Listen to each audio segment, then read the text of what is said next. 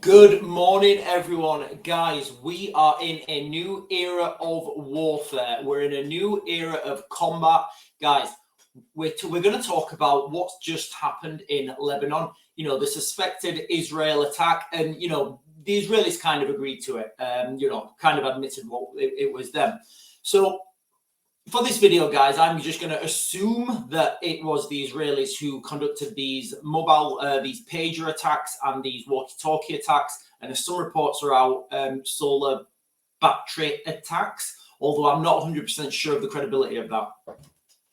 So quickly, guys, last couple of days, there's been, exploding pages, the old 90s thing where you get a message and then you have to go on, you have to go and answer it.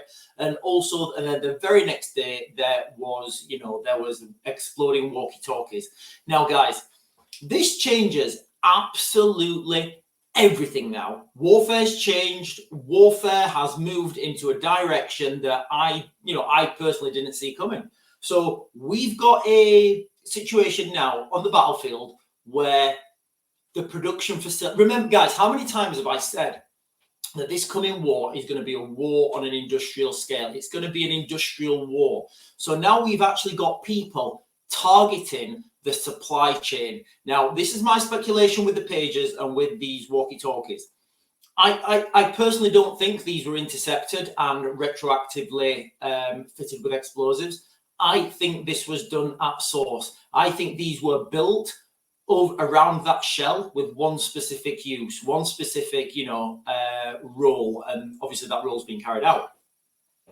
As we move forwards now, and we watch, especially in the West, we see people on, these colonels or generals or whatever, and they've got a certain Oxbridge accent, and they start talking about, NATO would destroy Russia within 3 days. Okay, that's fine, mate. Okay, fine. Okay, we believe you. First of all, just ask them how they did against the Taliban. Guys, I'm someone with military experience. Now, I left the military in, what did I leave in, like 2011 or something. I then worked privately in the military industrial complex. I then worked as a security contractor all around the world. So I understand the broader spectrum of this. Now, these military generals, because, they don't get on the TV unless you're a colonel or a general, because that holds some sort of authority. All that does, it shows a narrow-mindedness, because all their career, they've been led to do one thing, and they don't see outside the box. Guys, exploding pages, is that outside the box? Exploding walkie-talkies, is that outside the box? So when these people come on the TV and they say things like, NATO would destroy Russia within 3 days, no, it's never going to happen, guys, all right? Because first of all, Russia is never going to take that, is never going to take that fight. You're never going to take a fight that you're obviously going to lose. So now with with this targeting and this deception, and guys, this has changed everything. This has changed warfare now. This is the biggest attack like this ever. This has changed warfare in a scale. It's kind of like when people started talking about AI, they was like, well, it's a computer that can answer, whatever, it's nothing. But, people don't understand how this is going to change warfare. So let me just give you a quick example. F-35 fighter jet, guys, I'm speculating here. I don't know whether, I don't know all the parts of the F-35, obviously. F-35 fighter jet, supposed to be the most advanced, the most sophisticated fighter jet on the planet. So many different contractors, so many different parts from different companies. Now, guys, I'm pretty sure that there will be a critical part on that aircraft. It may be a computer chip. It may be it may be some sort of computer programming, a line of code, anything, guys, and something on that. If you drag that back far enough, you'll get to like a small company that has limited, relatively no security around it. And they're the targets that people will, are going to identify, and they're the targets that people are going to exploit. So is it beyond the realms of possibility to think that, there's a certain chip in, I don't know, something that you don't think, like the helmet, for example. There's a certain chip in the helmet that, it's been compromised. And what happens is when a certain signal is sent to that chip, it just turns it off. That makes the whole aircraft, unserviceable. It makes the whole the whole aircraft is out of action. So the whole aircraft, the munitions, the payload, the pilots, all the servicing, waste of money, guys, for a small chip. And this is the way that warfare is going at the moment, guys. It really is. Now you can double that up with, now this has happened, you can guarantee that there are people scurrying around in the West thinking, right, where's our production chain coming from? Do we check our parts? Is there what's it called, QA, quality assurance, or whatever it's called?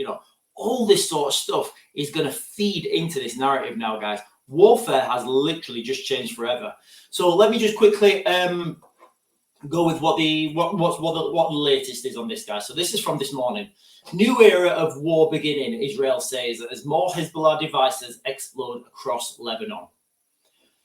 Israel said a new era of war was beginning on Wednesday, so yesterday, tacitly acknowledging its role in the shock twin attacks targeting Hezbollah that have pushed the Middle East back to the brink of a wider conflict. Almost exactly 24 hours after explosions targeting pages of Hezbollah members killed multiple people and injured more than 2,800, Lebanon was rocked by more deadly blasts as walkie-talkies detonated in Beirut, killing at least 20 people and injuring more than 450. Guys, so you can see now this, the warfare has just changed.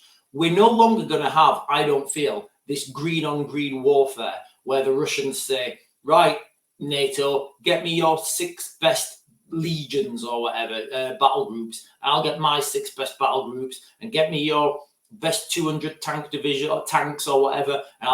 It's just not going to happen, guys. All right, you're going to see more of this. And what I think people will start doing now is targeting decision makers. So targeting people rather than equipment and military. So if you start targeting, for example, like like happened in Northern Ireland, like in the 70s, 80s, 90s, people start to target politicians. So if you start to target these politicians, if you start targeting Parliament, guys, let's be fair. If Keir Starmer got offered a new laptop, he would be straight all over that because he loves a freebie. So when you start talking, about this new era of warfare, guys, nothing is off the table, guys. It's absolutely wild. It changes everything. It's a new era of warfare. And, there is absolutely no going back to this now, guys. Remember, the next time you see a general or a colonel on the TV saying, we will destroy the Russian military within 3 days, just ask him what part of the battle procedure deals with exploding pages. Then ask him, okay, mate, how did you do against the Taliban? And just leave it there. See what he says, guys. See what he says. I would love to know that answer. Anyway, guys, wild times ahead. We've got the internet man coming in a bit. He's going to put us a new connection in. So hopefully we'll be in the new studio tonight. Who knows? I'm going to Max the Grid, guys. Don't forget, we're live tonight at 8. The chat got wild last night, guys. I couldn't keep up with it because you guys are great. Don't forget to like, comment, subscribe to all my stuff, guys, because we are getting a lot of videos taken down, and I do appreciate it when you share my stuff.